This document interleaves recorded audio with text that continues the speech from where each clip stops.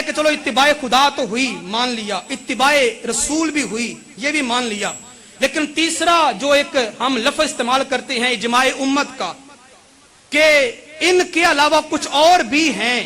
جن کی بات کو ماننا امت کے لیے ضروری ہے. مثلا احناف کہتے ہیں کہ ہم امام اعظم ابو حنیفہ کو مانتے ہیں, شوافی کہتے ہیں ہم شافعی کو مانتے ہیں, مالکی کہتے ہیں ہم امام مالک کو مانتے ہیں, یا امام احمد بن حنبل کو مانتے ہیں, فلاں کو مانتے ہیں, فلاں کو مانتے ہیں. آیا ان کے اتباع تم کیوں کرتے ہو؟ قرآن و سنت کی اتباع تو کی جائے, قرآن و حدیث کی اتباع تو کی جائے, لیکن ان ائمہ اعظام کی اتباع کیوں کی جائے؟ جو قرآن میں ہے بس وہ مانو. تو میں نے کہا نہیں میرے بھائی, اصل میں 3 چیزوں کی اتباع کا رب نے حکم دی ہے. جو آیت کریمہ میں نے پڑھی اس میں خالق نے 3 لفظ استعمال فرمایا, فرمایا لوگو اطیعوا اللہ, میری بھی اطاعت کرو, وَأَطِیعُوا الرَّسُولَ, اور میرے رسول کی بھی اتباع کرو, اور تیسرا لفظ خالق نے فرمایا وَأُولِي الْأَمْرِ مِنْکُمْ, وَأُولِي الْأَمْرِ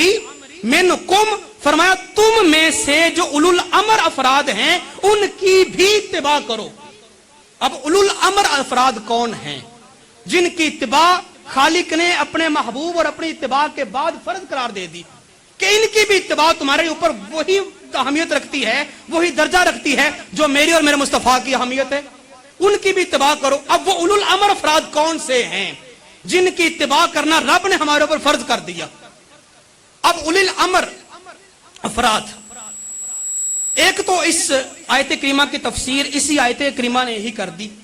فرمایا کہ ایمان والو اولو الامر جو ہوں گے نا افراد, اولو الامر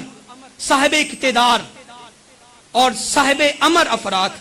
فرمایا ان کی پہلی نشانی یہ ہوگی کہ وہ ہوا منکم, وہ تم میں سے ہی ہوں گے,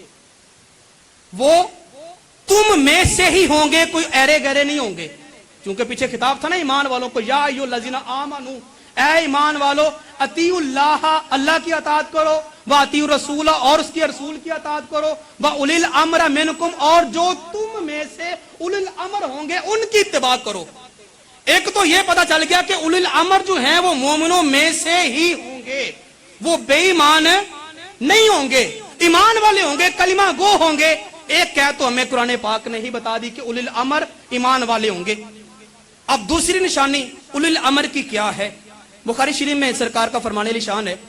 آپ سرکار نے شاہ فرمایا کہ لوگوں لو امرا بمعصیۃ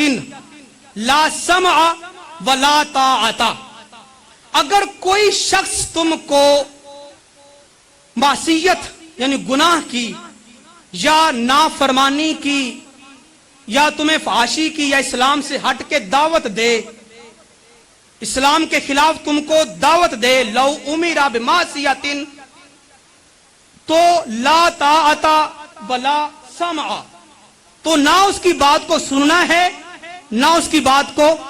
ماننا ہے. کیا فرمایا کہ اگر کوئی بندہ تمہیں اسلام کے خلاف دعوت دے تو اس کی بات کو سننا بھی نہیں اور اس کی بات کو ماننا بھی نہیں. یہ سرکار کا فرمان. فرمایا کہ ایسا شخص جو اسلام کے خلاف بھی بات نہ کرے, اس کی بات اسلام کے مطابق ہو, اور ہو بھی منکم, تمہیں میں سے مومن ہو, مومن بھی ہو, بات بھی اسلام کے مطابق کرے, اسلام کے مزاج کے مطابق کرے. مولا اگر ایسا بندہ ہمیں مل جائے جو اسلام کی بات کرے, مومن ہو, اور نافرمانی کی, بے ادبی کی, گستاخی کی اور گناہوں کی بات بھی نہ کرے, پھر اس کی بات کی اہمیت کیا ہے, اس کی بات کا دین اسلام میں جو نا وہ ایک درجہ کیا ہے؟ آپ سرکار نے فرمایا اگر ایسا شخص تم کو مل جائے جس کی ہر بات دین اسلام کے مطابق ہو, ٹکرائے نہ. فرمایا اگر ایسا شخص مل جائے, من اساء امیری فقد اسانی